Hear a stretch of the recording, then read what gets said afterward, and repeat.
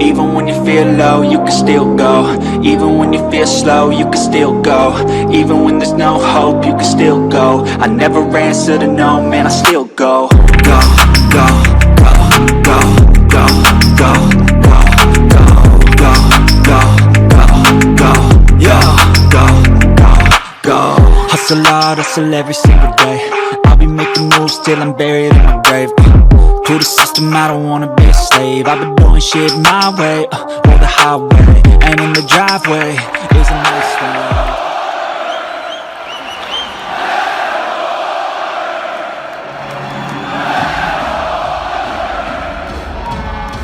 Welcome back to the channel, guys. My name is Gene Edwards. You are watching Lubed for November the 1st, 2022, as the Edmonton Oilers defeat the Nashville Predators on a snowy night in Edmonton by a count of 7-4. Before I dive into the storylines of this, I want to give you guys, the viewer, a quick shout out for helping me achieve 50 subscribers. Yes, it's kind of a small milestone, but I'd take it pretty good considering that I've hit that mark. So thank you very much. Let's keep the channel growing, and let's discuss this game a little bit. So, it started off with a goal 30 seconds into the game. And it was a goal by Nashville, and of course I got deflated and started thinking shades of Koskinen letting in that first minute goal like he did so many times last year and the season before.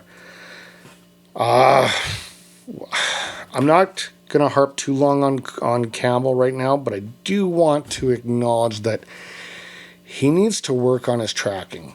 I think he's pretty positionally sound for the most part, but he still needs to work on that tracking. Maybe do that crazy eye thing that Lubed does, but he's got to get a little quicker with his reaction time to when pucks bounce kind of awkwardly here and awkwardly there, because it did go off a shin pad and then off of his pads, leaving a roaring rebound, and boom, it was 1-0. However, if you poke the bear may get up and get angry, and that's exactly what happened with the Edmonton Oilers, as they answered back with 5 unanswered goals, 4 of which were in the first period by the 15-minute mark of the game. So the Oilers were back. The big guns were going tonight. Evander Kane scored 2 first-period goals and was destined for a hat-trick, and he did end up getting the hat-trick with an empty netter at the end of the night. The one thing that I really enjoyed to see tonight was the team toughness and how all 4 lines that Woody was rolling out were effective. Nashville is a much bigger team, and the Edmonton Oilers did not back down one bit from this game, from their toughness, and showed the heart of a lion. And we're talking players like Niemelainen. Niemelainen's always shows toughness.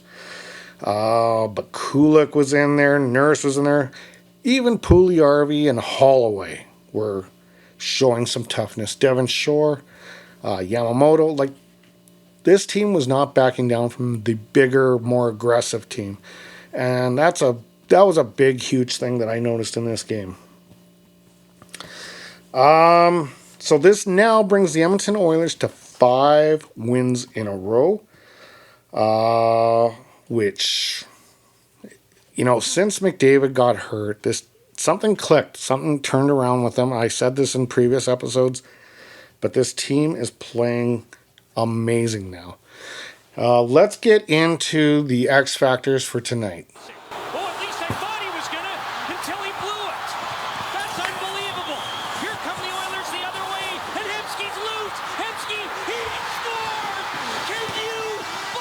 I'm going to collaborate all the players tonight on this one instead of saying McDavid, because I could use the whole X factor for each one of these players.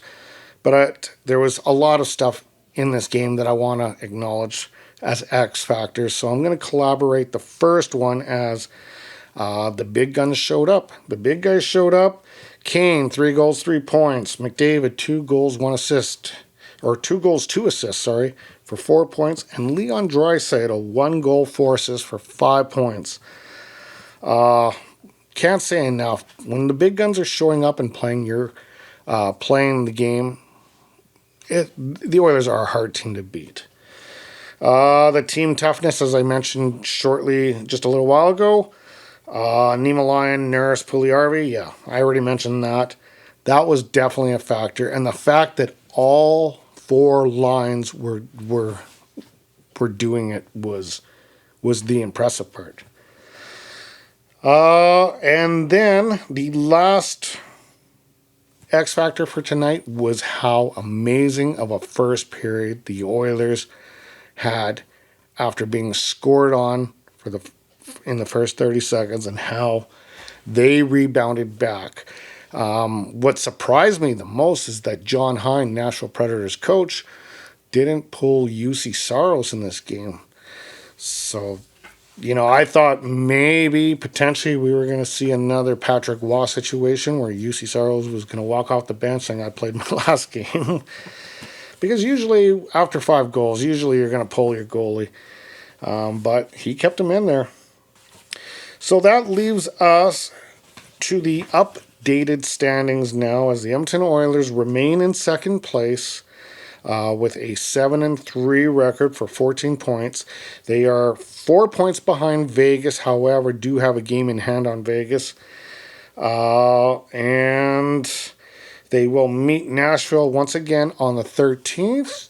On Thursday night, the Edmonton Oilers will take on a very strong New Jersey Devil team, which I believe is beating Vancouver up right now. And that is going to be a tough game for the Edmonton Oilers. However, they are also acknowledging Leif Oglund and Ryan Smith in the first annual induction of the Edmonton Oiler Hall of Fame.